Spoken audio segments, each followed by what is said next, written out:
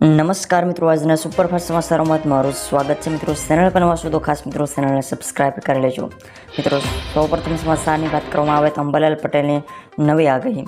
મિત્રો, વરસાદને લઈને હવામાન નિષ્ણાંત અંબાલાલ પટેલે ફરી એકવાર આગાહી કરી છે, જેમાં જણાવ્યું છે કે 30 ઓગસ્ટ સુધી વરસાદની સ્થિતિ યથાવત રહેશે અને 28 ઓગસ્ટ સુધી રાજ્યમાં ભારે વરસાદ પડી શકે છે અને રાજ્યમાં 28 ઓગસ્ટ પછી વરસાદની ગતિવિધિ નબળી પડશે અને 30 થી 31 ઓગસ્ટે બંગાળના ઉપસાગરમાં વરસાદી સિસ્ટમ સક્રિય થવાની છે તેવી આગાહી. સપ્ટેમ્બર મહિનામાં પણ સારો વરસાદ રહેવાની આગાહી અંબાલાલ પટેલ દ્વારા કરવામાં આવી છે. ત્યાર પછી મિત્રો મહત્વપૂર્ણ સમાચારની વાત કરીએ તો ગુજરાતમાં લાગ્યું મિત્રો 1 નંબરનું સિગ્નલ. ગુજરાતમાં છેલ્લા 2 દિવસથી અતિભારે વરસાદ પડી રહ્યો છે. તે દરમિયાન પોરબંદરથી મોટા સમાચાર સામે આવી રહ્યા છે. પોરબંદર પર 1 નંબરનું સિગ્નલ લગાવવામાં આવ્યું છે અને નોંધનીય છે કે ગુજરાત પર વરસાદીના ખતરાની સિસ્ટમ સક્રિય થઈ છે.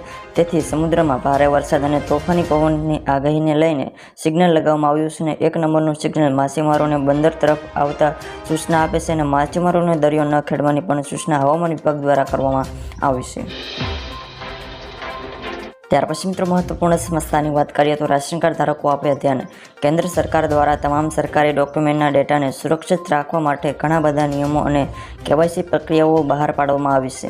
આ સાથે જ રેશન કાર્ડ ધારકો માટે પણ સૌથી મોટી અપડેટ સામે આવી રહી છે, જેમાં જણાવવામાં આવ્યું છે કે રેશન કાર્ડ ધારકોએ કેવાયસીની પ્રક્રિયા પૂર્ણ કરી અને તેમણે 30 સપ્ટેમ્બર 2024 પહેલાં આ પ્રક્રિયા પૂર્ણ કરવાની રહેશે.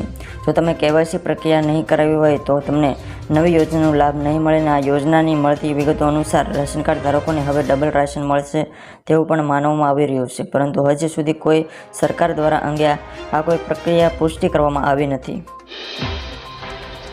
ત્યાર પછી મિત્રો મહત્વપૂર્ણ સમાચારની વાત કરવામાં આવે તો આજના સોના ચાંદીના ભાવ. આજે 22 કેરેટ 10 ગ્રામ સોનાના ભાવમાં 500 રૂપિયાનો ઘટાડો થયો છે. તે સાથે નવો ભાવ 66,350 રૂપિયા થયો હતો, જ્યારે ગઈકાલે તેમનો ભાવ 66,850 રૂપિયા રહ્યો હતો. જ્યારે 24 કેરેટ 10 ગ્રામ સોનાના ભાવમાં 700 રૂપિયાનો ઘટાડો થયો છે. તે સાથે નવો ભાવ 72,700 રૂપિયા રહ્યો હતો, જ્યારે ગઈકાલે તેમનો ભાવ 72,000 રૂપિયા રહ્યો હતો. તેમજ આજે ચાંદીના ભાવમાં પણ 1,500 રૂપિયાનો ઘટાડો થયો છે. તે સાથે ચાંદીનો નવો ભાવ 81,500 રૂપિયા રહ્યો હતો. ત્યાર પછી મિત્રો મહત્વપૂર્ણ સમાચારની વાત કરીએ તો આજે અહીં પડ્યો ધોધમાર વરસાદ.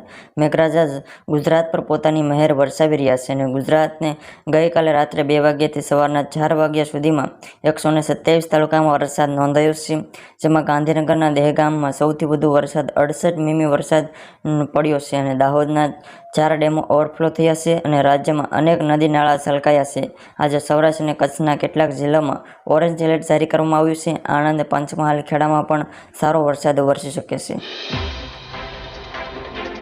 ત્યાર પછી મિત્રો મહત્વપૂર્ણ સમાચારની વાત કરીએ તો મોટી આફતને લઈને તંત્ર એક્શન મોડમાં આવ્યું છે.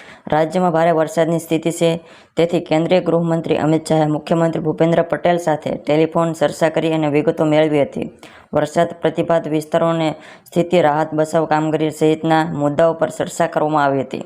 તો બીજી તરફ ગાંધીનગર સ્ટેટ કંટ્રોલ રૂમ સમગ્ર રાત દરમિયાન મોનિટરિંગ કરતા રહ્યા હતા અને સમગ્ર રાજ્યમાં પડેલા ભારે વરસાદને અનેક વિસ્તારોમાં પાણી ભરાયા હતા અને ભારે વરસાદને પગલે રાજ્યને 13 એનડીઆરએફની ટીમ ફાળવવામાં આવી છે અને નર્મદા, કચ્છ, વલસાડ, દ્વારકા, જૂનાગઢ, સુરત, નવસારી, મોરબી, બનાસકાંઠા, ગીર સોમનાથ અને ભાવનગરમાં 1 ટીમ ફાળવવામાં આવી હતી.